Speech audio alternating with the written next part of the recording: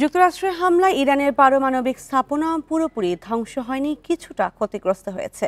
গোয়েন্দা প্রতিবেদনের বরাতে এ তথ্য দিয়েছে মার্কিন গণমাধ্যম। তবে তা নাকচ করে হোয়াইট হাউস বলছে, প্রেসিডেন্ট ট্রাম্পের সাফল্য খাটো করতেই এমন তথ্য প্রকাশ করা হয়েছে। আর এই বিষয়ে আলোচনা করতে হংকং থেকে আমাদের সাথে যোগ দিচ্ছেন জাহাঙ্গীরনগর বিশ্ববিদ্যালয়ের সরকার ও রাজনীতি বিভাগের সহযোগী অধ্যাপক ডক্টর মোহাম্মদ ফরিদ হোসেন। অধ্যাপক ডক্টর মোহাম্মদ ফরিদ হোসেন, আপনাকে স্বাগতম। প্রথমে যে জিনিসটা আমি জানতে চাচ্ছি যে ইরানে হামলায় ক্ষয়ক্ষতির বিষয়ে দুরকম তথ্য মিলেছে, এমন হওয়ার কারণ কি? বান্ডেল থাকলে প্রতি সেনমানিতে টাকা বাঁচবে। বিকাশ সেনমানি বান্ডেল কিনে জিতুন প্রতি লেনদেনে। আমাকে যুক্ত করার জন্য অনেক ধন্যবাদ। একটি বিষয় আমরা আমরা সকলেই জানি, যেটি হলো যে GBU-57 ম্যাসিভ অর্ডিন্যান্স পেনিট্রেটর যখন বিশেষ করে ফোর্দো, ইস্পাহান এবং নাথানে অ্যাটাক করে, তারা বোম্বিং করে।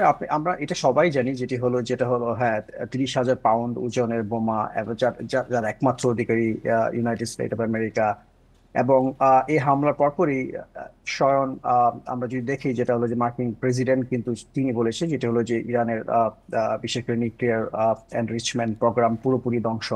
বাট যে প্রবলেমটি হলো সেটি হলো, আমরা যদি দেখি যেটি হলো যে নতুন যে গোয়েন্দা তথ্য, বিশেষ করে আমরা ইউএস সেন্ট্রাল কমান্ড যে বিষয়টি বলছি, সেটি হলো যে হ্যাঁ এই হামলার ফলে আহ, বিশেষ করে ইরানের যে নিউক্লিয়ার, আমি যদি বলি যে এনরিচমেন্ট প্রোগ্রাম, সেটি পুরোপুরি নষ্ট হয়নি বা সেটি পুরোপুরি ধ্বংস হয়নি। কারণ এই জায়গায় আমরা দুটি বিষয় দেখতে পারি। সেটি হলো, আপনি দেখেন যেটি হলো যে এই হামলার পরে, বিশেষ করে এই পারমাণবিক কেন্দ্রগুলিতে হামলার পরে কিন্তু অটমিক রেডিয়েশন বা নিউক্লিয়ার রেডিয়েশন হয়নি, কিন্তু এখনো পর্যন্ত কিন্তু এটি নিশ্চিত। তার মানে পারমাণবিক তেজস্ক্রিয়তার কোনো প্রমাণ নেই। সেকেন্ড যেটি হলো, আপনি যদি দেখেন যেটি হলো যে ফর্দু কিন্তু 250 ফিট আন্ডার মাউন্টেন, এবং এই জায়গায় কিন্তু, আর আপনি যদি যেটি হলো যে বাংকার বাস্টারের কিন্তু সর্বোচ্চ ক্ষমতা 200 ফিট। সো এই জায়গায় একটা আপনার আমি যদি বলি, যেটা হলো যে কন্ট্রাডিকশন রয়েছে। সো অন্যদিকে আমরা আমরা যেটি দেখি সেটি হলো মিলিটারি বোম এক্সপার্টরা কিন্তু বলেছেন, যেটি হলো যে ইরানের বিশেষ করে ফোর্দো সহ অন্যান্য যে নিউক্লিয়ার পাওয়ার প্ল্যান্ট রয়েছে, বিশেষ করে সেই জায়গা থেকে তাদের যে ইউরেনিয়াম সমৃদ্ধিকরণ যে প্রক্রিয়া বা বোমা তৈরির যে আপনার প্রক্রিয়া, সেগুলো কিন্তু সরিয়ে নিতে একদিনের বেশি সময় প্রয়োজন নয়। আপনি আপনি যদি দেখেন, যেটি হলো যে হামলার 1-2 দিন আগে যে স্যাটেলাইট পিকচারে আমরা যেটি দেখতেছি, সেটি হলো যে সারিবদ্ধ ট্রাক ছিল বা এইগুলো বহনের জন্য কিন্তু মাত্রা অতিরিক্ত যানবাহনের উপস্থিতি ছিল।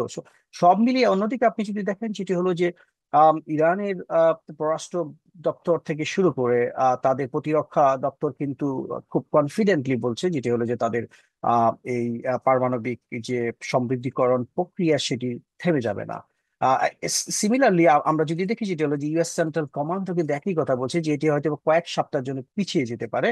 বাট এর মানে এই নয় যেটি হলো যে এটি পুরোপুরি ধ্বংস হয়েছে।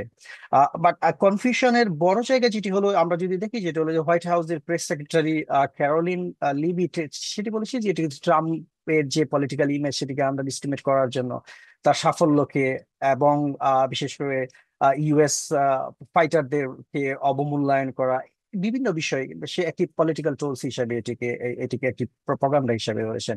সো এই জায়গায় এখনো কিন্তু আহ আমার মনে হয় যেটা হলো যে সন্দেহ রয়েছে যে আসলে কি হয়েছে। তবে এটি মোটামুটি বলা যায়, যেটি হলো যে ইরানের পারমাণবিক প্রক্রিয়া, তাদের যে স্থাপনা, সেগুলো পুরোপুরি ধ্বংস হয়নি। ইরান ইসরায়েল যুদ্ধ বন্ধের বিপক্ষেও নানা মহল সক্রিয়। অনেকে বলছে শুধুমাত্র ডোনাল্ড ট্রাম্পের চাপের মুখে যুদ্ধবিরতিতে গেছে নেতানিয়াহু। এ বিষয়ে আপনার কি মত? আমার আমার মনে হয়, যেটি হলো দেখেন, যেটি হলো যে মার্কিন যুক্তরাষ্ট্র নিজেও চায়, যেটা হলো যে এই যুদ্ধ, যেটি আমরা যদি বলি, যেটা হলো যে রিজনাল ওয়ার। অলরেডি যদি আমরা এটিকে রিজনাল ওয়ার বলতে পারি, বা এটি আহ, আপনি তৃতীয় বিশ্বযুদ্ধের দিকে রূপ না নেয়। কারণ আপনি একটি বিষয় দেখেন, যে মার্কিন যুক্তরাষ্ট্রকে অনেকগুলো বিষয় কিন্তু আপনার এখন সামাল দিতে হচ্ছে। বিশেষ করে আপনি যদি দেখেন, যেটা হলো যে ইউক্রেন, রাশিয়া, মিডল ইস্টের সিরিয়া থেকে শুরু করে লেবানন, হুতি, তার হেজবুল্লাহ, সব জায়গায় কিন্তু মার্কিন যুক্তরাষ্ট্রের অনেকগুলো, আপনি যদি দেখেন, যেটা হলো যে অ্যান্টি ফোর্সেস রয়েছে, বিশেষ করে মিডল ইস্টে। সো মার্কিন যুক্তরাষ্ট্রের সবচেয়ে বড় বিষয় যেটা হলো যে তাদের যে অ্যাক্টিভ মিলিটারি বেস গুলো রয়েছে সেগুলো যাতে আপনার ক্ষতিগ্রস্ত না হয়, কারণ এই জায়গায় মোর দেন 40,000 ইউএস সোলজার্স কিন্তু আমি যদি বলি যে মোতায়েন রয়েছে। সো এই জায়গায় মার্কিন যুক্তরাষ্ট্র একটি বড় থ্রেট, এবং গ্লোবালি মার্কিন যুক্তরাষ্ট্রের যত জায়গায় বিশেষ করে আপনার তাদের মিলিটারি বেস রয়েছে, বিশেষ করে মিডল ইস্টের, এগুলো কিন্তু খুবই আমি যদি বলি যে সহজ লক্ষ্য বস্তু হতে পারে, বিশেষ করে ইরানিয়ান মিসাইলের।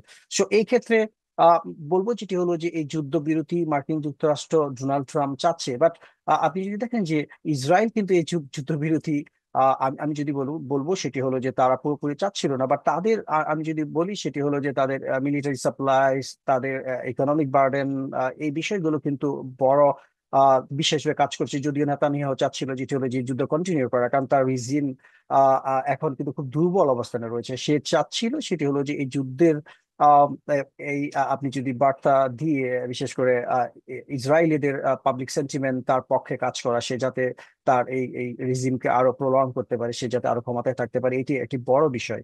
অন্যদিকে যুদ্ধের ফাঁকে কিন্তু আপনি যদি দেখেন যেটি হলো যে খুব সুকৌশলে, যেটি কিন্তু ইন্টারন্যাশনাল মিডিয়াতে খুব বড় আকারে প্রচার হচ্ছে না, গাজায় কিন্তু হত্যাযজ্ঞ চলছে, এবং আমি বলবো সেটি হলো যে গাজা এখন নির্বিঘ্নে হত্যাযজ্ঞ চলছে, এবং সেটি কিন্তু এখন ইন্টারন্যাশনাল মিডিয়া কিন্তু সবচেয়ে বড় আলোচিত বিষয় নয়।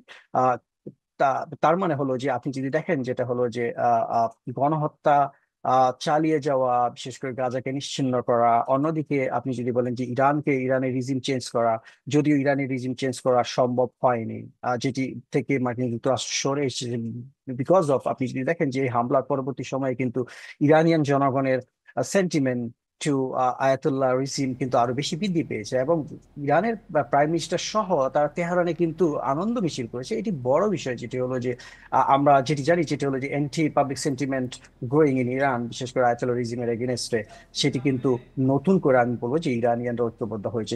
সব জায়গায় কিন্তু সবকিছু মিলে কিন্তু ইসরায়েল একটি বেকায়দার অবস্থানে কিন্তু রয়েছে। ধন্যবাদ ডক্টর মোহাম্মদ ফরিদ হোসেন আমাদের সাথে যুক্ত হওয়ার জন্য।